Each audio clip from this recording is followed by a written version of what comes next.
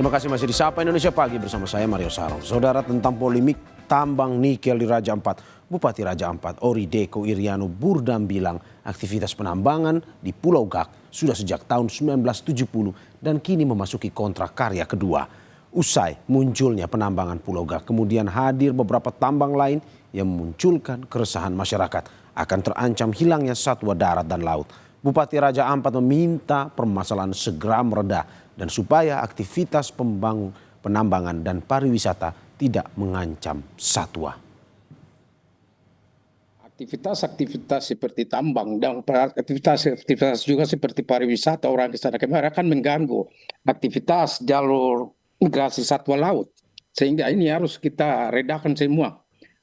Jangan terlalu juga aktivitas pariwisata jangan sampai tinggi karena transportasi ini di laut ya, juga mengganggu satwa-satwa laut juga. Begitu juga ada aktivitas, kalau aktivitas tambang juga mengganggu satwa laut. Karena dari situ lewat ke sana kemari, bahkan yang di darat juga terpengaruh juga. Terkait adanya aktivitas penambangan nikel, pelaku wisata di Raja Ampat meminta pemerintah serius menjaga kelestarian alam di kawasan Raja Ampat. Jika hal ini tidak dilakukan, maka keanekaragaman hayati dan ekowisata di kawasan Raja Ampat akan terancam.